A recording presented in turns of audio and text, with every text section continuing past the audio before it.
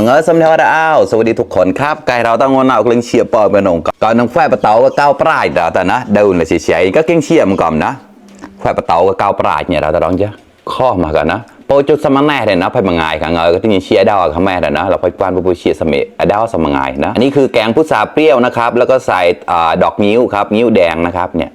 นิ้วแดงนิ้วขาวหรือเปล่าไม่แน่ใจนะโอเคกลิ้งเชียร์ก็มุจอนะแล้วตอนที่ก่อนนะร็อกแก่เราตอนนะร็อกแก่แต่นับแต่ที่แกะแหน่นะอันนี้คือปลาอินทรีแห้งทอดครับ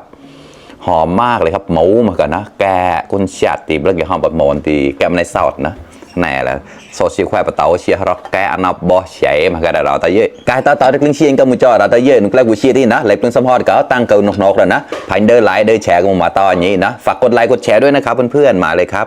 อันดับแรกคือโซดอันนี้ก่อนนะกลิ้งโซดกันนำจอนะ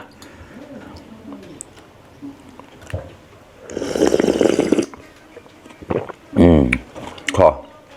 เปรี้ยวๆนิดๆนะเปรี้ยวไม่มากกำลังดีแช่หัวข้อระดับอร่อยเลย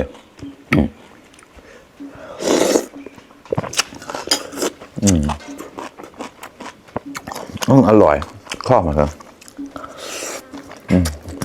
เจอเราแกะแหละนะกินน้ำพริกปลาก่อนครับ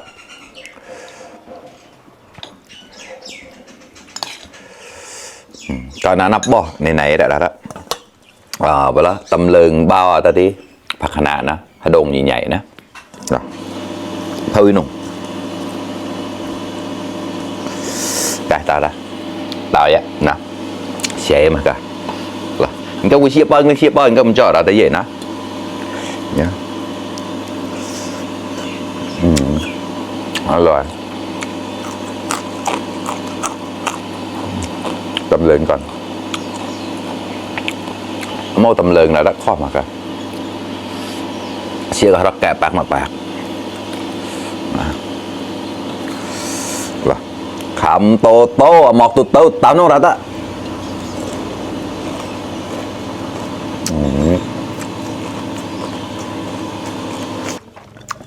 ดาดมาหวานมากครับ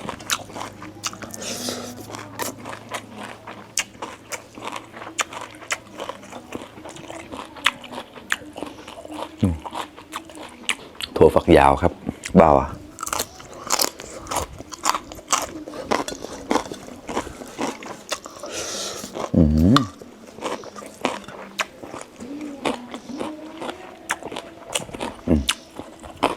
ผักขนาด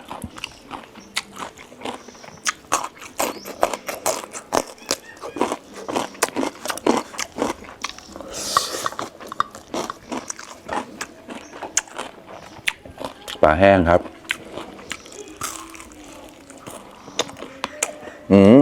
ข้อมากันดิบเดิงแล้วคุณตาเจ้าอร่อยไม่เค็มเลย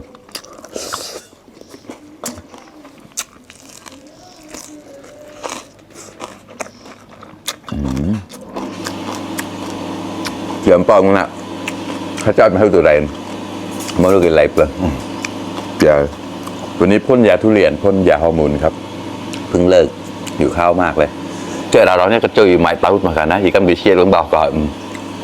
ค่ะ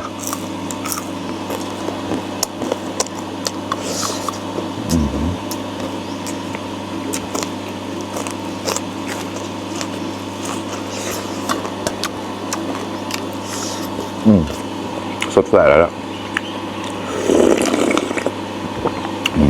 ขออร่อยมากครับปีละครั้งนะหมดหน้ามันก็เชียร์มาเรานะแต่ไฟประเตากับเกาปลายนะใช้มาครับ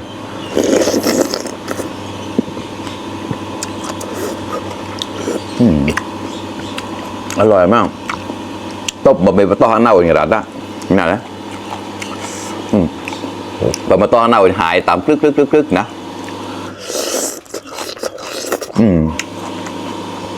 เหมือนอะไรนะเห็ดเค็มอ่ะ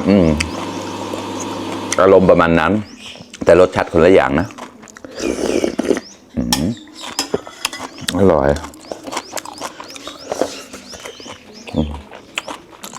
ดง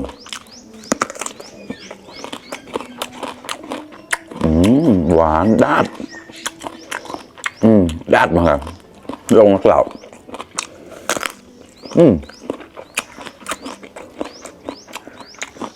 ไม่เคยได้มะเขือหวานแบบนี้เลยครับนี่ร้านที่มันเรียกหัวมันเลยดัดๆแบบไหนแล้วเนี่ยต่อเลยเกดดัดก็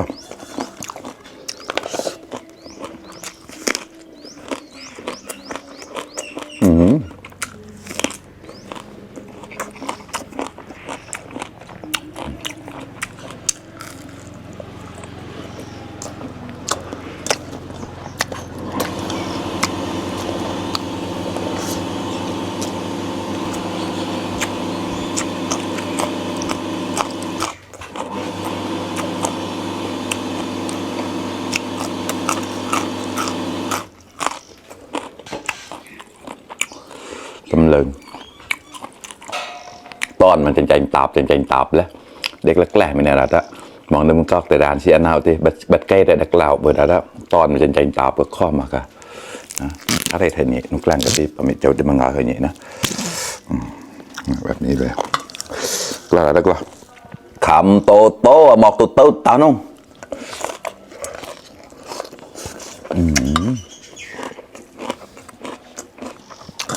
ข้อ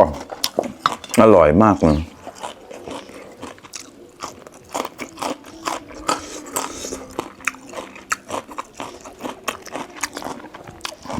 คือไฟประเตา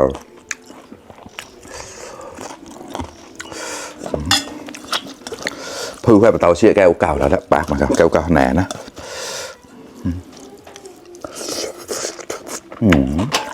ขอ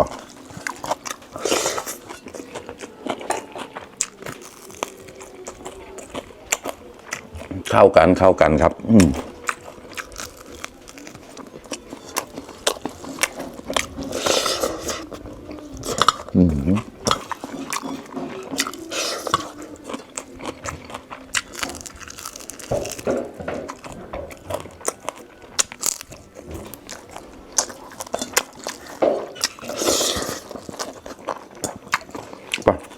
ไฟประเตาชิปป้อมเหมยเปิดแล้วเข้ามาครับ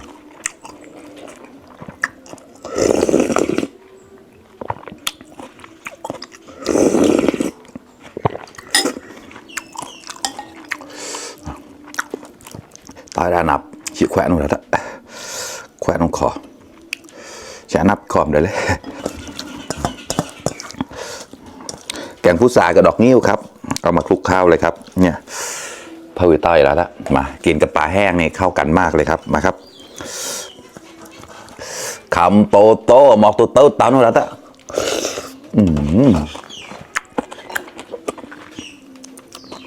ไม่ประเตา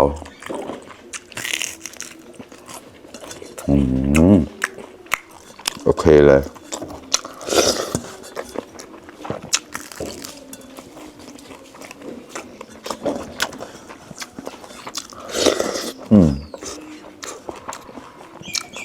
อันนี้จะออกเปรี้ยวๆหวาน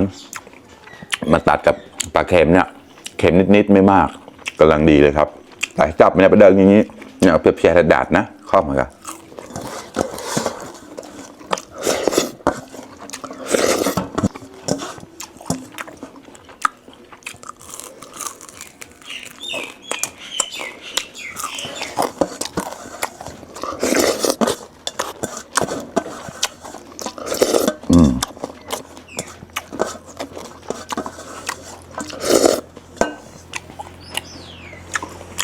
ได้ข้อมากัน